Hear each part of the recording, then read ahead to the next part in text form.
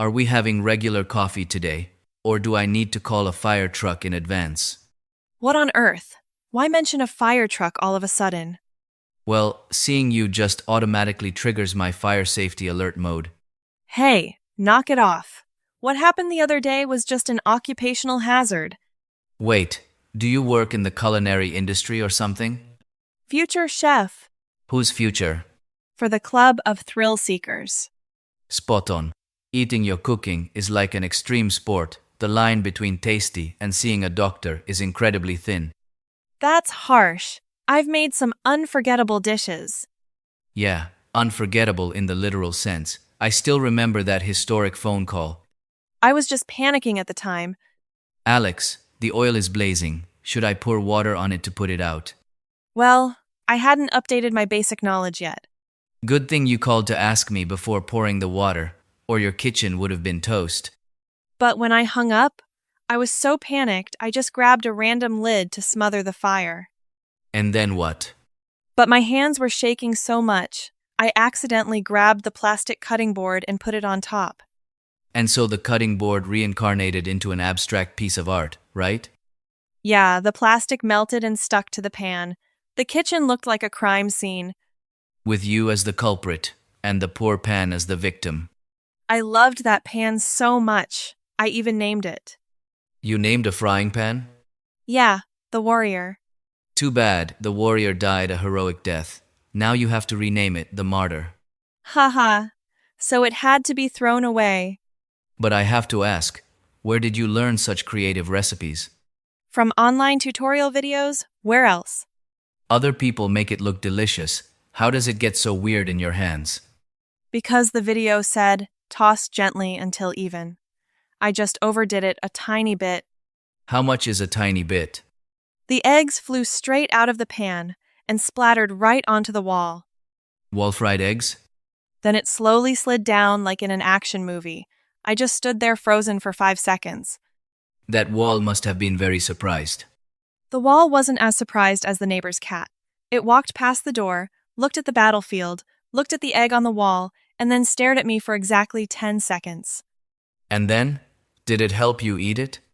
No, it let out a sigh, turned its back, and walked away, like it was completely helpless when it comes to humanity. If even a cat rejected it, there's no hope. But frying eggs is actually incredibly hard, you know. Hard how? The outside was burnt to a crisp, but when I cut into it, the yolk and egg white were completely raw. Wow, that's not being clumsy, that's a superpower. That's nothing compared to my boiling eggs incident. I turned on the stove and boiled them for a solid 15 minutes. And then? I opened the lid, the water was boiling beautifully, but looking back, the eggs were still sitting quietly on the table. Spiritual egg boiling. Outstanding. Oh, stop teasing me. But the peak was the time I made a cake. Finally, trying your hand at desserts. The recipe clearly said 1 teaspoon of salt. But you misread it. Yeah, I read it as 1 cup of salt. A cup? So that cake turned into a savory pastry? No, it wasn't salty. Why not? Because it was so hard, no one could bite into it to even taste the saltiness. How hard? I held the cake and knocked it against the wooden table. The table went thud, thud, and the cake didn't even dent. I think you should patent a new construction material. Even bricks and stones would bow down to your cake. Everyone has to fail to make progress. So what's your skill level at right now? Outstanding progress. Now I cook without burning the pots. Really? Really, I only burn the food inside. At least the pot survives with its life intact. Good Lord. But I have to admit, you're really optimistic. Life is bitter enough as it is. I have to stay positive. Positivity is good, but don't make my stomach bear the burden of that positivity. Stop joking, but I've realized something.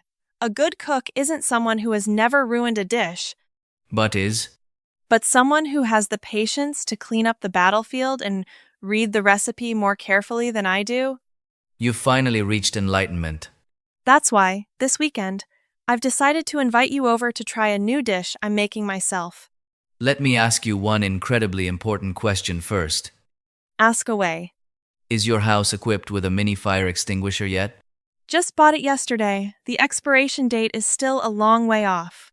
In that case, I'll consider it. Come on, we're friends. Why do you have to consider it?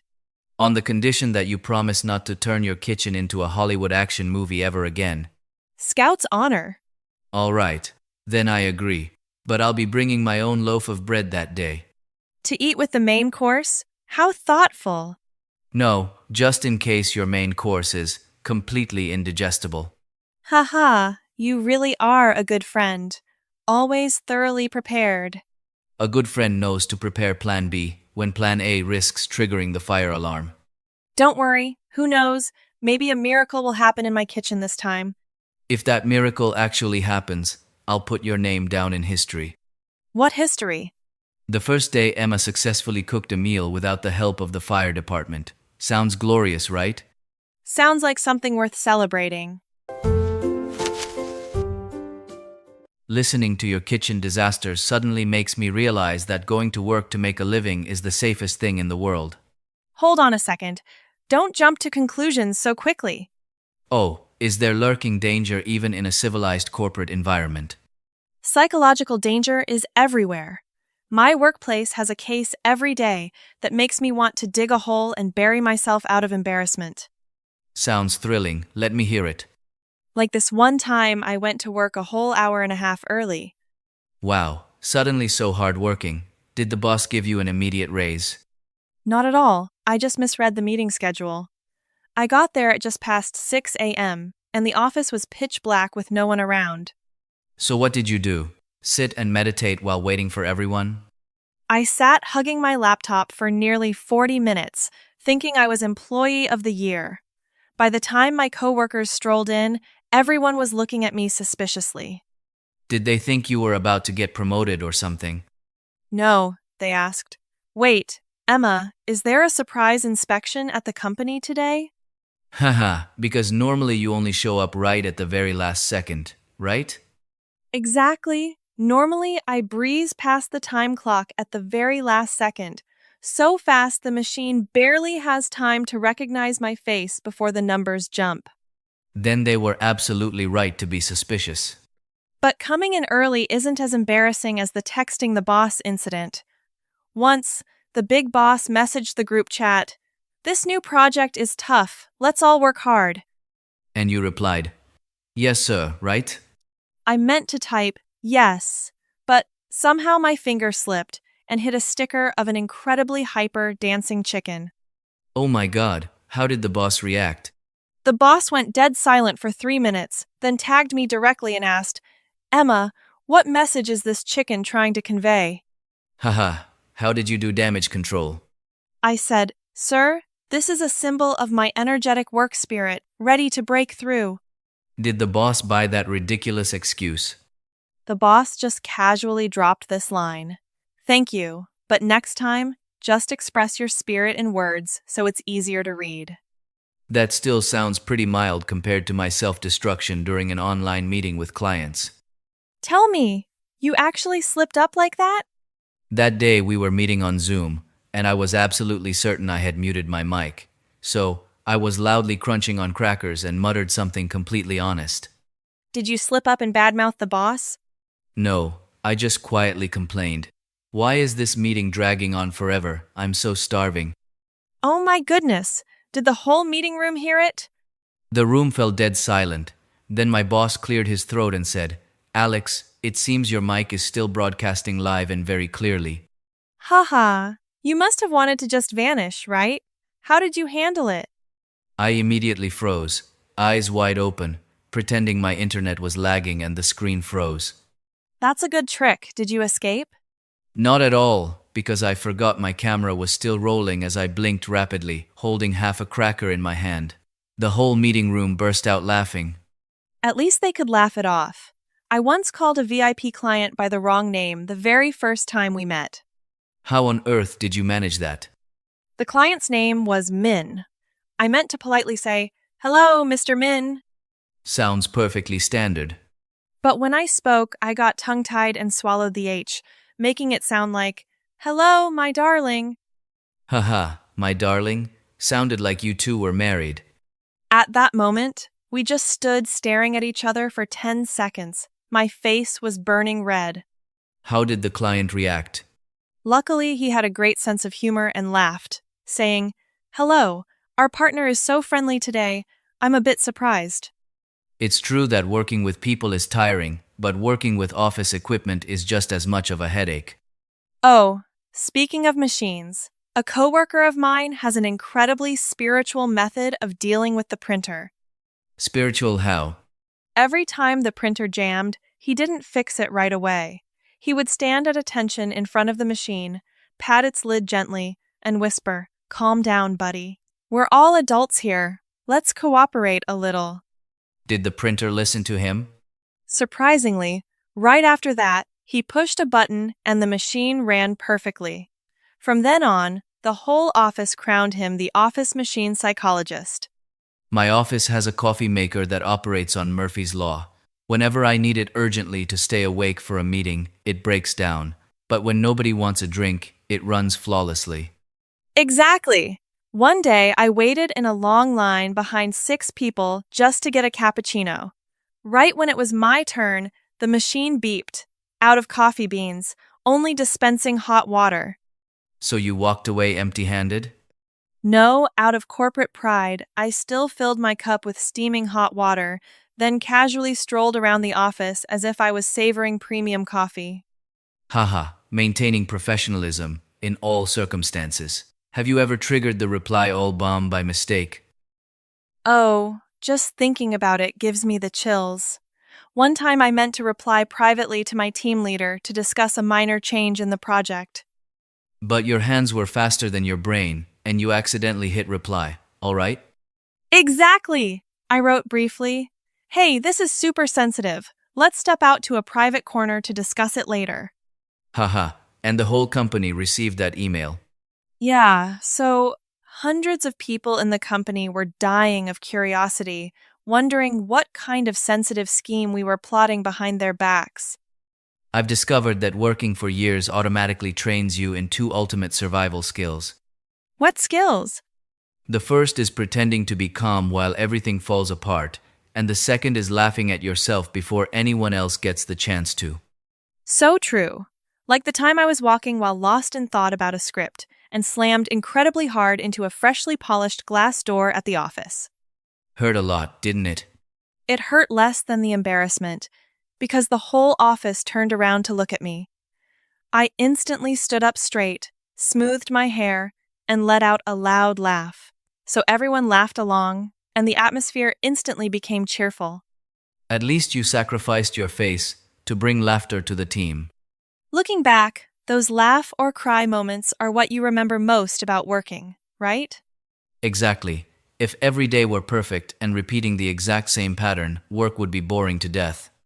As long as we don't make the same silly mistake too many times, it's fine. But as for that habit of accidentally sending the dancing chicken sticker, you haven't fixed that yet, right? That's right. So, if I ever accidentally send that chicken to you in the future, Then should I assume you're intensely focused on work, or that you just misclicked again? both. Haha, that is a very signature Emma work style. But that's exactly what keeps office life from getting monotonous. Yep, the salary pays the bills, but these hilarious memories are what give us the motivation to go to work every day. Speaking of colleagues at work, are you still serving a special boss at home these days? I am! But this boss has 4 legs, is covered in fur, and is incredibly picky. Your pet cat? I thought cats were just lazy and cute. Oh, they're only cute when they sleep. When he's awake, he tortures me like a boss torturing an intern. Really? He's super clingy with you, isn't he? He's only clingy with the fridge. The moment he hears the slight click of the fridge door opening, even if he's fast asleep in the corner, he'll teleport to my feet in a split second. Haha, what sharp hearing. One day, I only opened the fridge to get a bottle of water. He looked at the water, then looked at me with absolute disgust. Like, you opened the treasure chest just to get water, you fool? Exactly! He let out a long meow that sounded exactly like an exasperated sigh. My dog is very practical. His loyalty is completely proportional to the amount of kibble or sausages in my hand. Wait, so if there are no treats, he just pulls a U-turn? Exactly. One time I pretended to throw a treat far away. He eagerly dashed off like an arrow. But just 3 seconds later, he turned back and stared right at the hand I was hiding behind my back. He realized you tricked him? Yeah, he gave me a deeply judgmental look, then turned his butt and walked straight over to flatter my mom. It's really not easy to fool these food critics. My cat has an incredibly savage hobby, stealing warm seats. As soon as I stand up to get a glass of water, I turn back to find him curled up right in the middle of my chair. And do you dare to kick the boss out? When I try to pick him up, he clings tightly to the cushion, his eyes half closed as if saying, "This chair is already warm. It's mine now. Go find another spot, servant." Haha, spoken like a true emperor. My dog has an obsession with sounds. Just hearing the rustle of a plastic bag, whether it's a trash bag or a bag of old stuff, he rushes over, sits perfectly still, eyes sparkling with hope, even knowing there's nothing edible inside. Right, he just sits there and waits. I call it an optimistic spirit, patiently waiting for a miracle to happen. That's adorable. Adorable, my foot. Some days he even exhausts himself. He was lying there peacefully, suddenly saw his own shadow on the wall, and started barking his head off. Barking at his own shadow? Yeah, then he chased his shadow all around the living room. The shadow ran, he ran, until he was exhausted and flopped onto the floor, and the shadow flopped down too. At that moment, he was probably gloating. Finally, the opponent has surrendered to me. Oh, when it comes to foolishness, cats are no less guilty. The other day, I excitedly bought him a super soft, incredibly expensive pet bed. I bet he loved it. Not at all. He completely ignored the bed, jumped right into the cardboard box it came in, curled up, and slept soundly. The immutable law of cats, the value of the gift is never equal to the box it comes in. And whenever I need to work urgently, he comes to help. I'd be typing a financial report, and he'd casually climb up and lie flat on the keyboard. So your report was filled with strange characters, right? Yeah, just an endless string of F and K. Good thing I noticed in time, otherwise my boss would think I was sending codes to aliens. Same thing happens whenever I do push-ups at home. The moment I get down to start, my boy runs over, climbs right onto my back, and lies still like an extra dumbbell. Haha, lucky you, getting to train with double the difficulty. But it's funny when you think about it. Raising them costs money for food, takes effort to clean up, and they're always causing trouble. But all it takes is coming home exhausted from work, seeing them wag their tail or run up to rub their head against your legs. And suddenly, all the pressure and fatigue from the outside world just vanish. Exactly. They may not know how to speak, but they always know how to soothe us with their silliest antics. If one day the house lacked the sound of little paws running around or scratching at the door for food, I think I'd feel incredibly empty. Truly. Gossiping with you today was really fun. Blinked an eye, and my coffee is already gone. From kitchen disasters to laugh or cry moments at work, and ending with the stories of our two four-legged big bosses at home. Next time we meet, make sure you prepare some new stories. Agreed, but next time I won't tell stories about my cat anymore. Wait, why not? I'm afraid if I keep telling them, everyone will discover a harsh truth. What truth? That if my cat knew how to hold a frying pan, he would definitely be a better cook than me. Haha, so you finally admit your cooking abilities, huh? Admitting it for motivation. My goal from now until we next meet is to successfully cook a dish that both my cat and I can eat without anyone getting a stomachache. Deal. If you can accomplish that extraordinary feat, I'll treat you to an epic coffee date to celebrate this historic victory.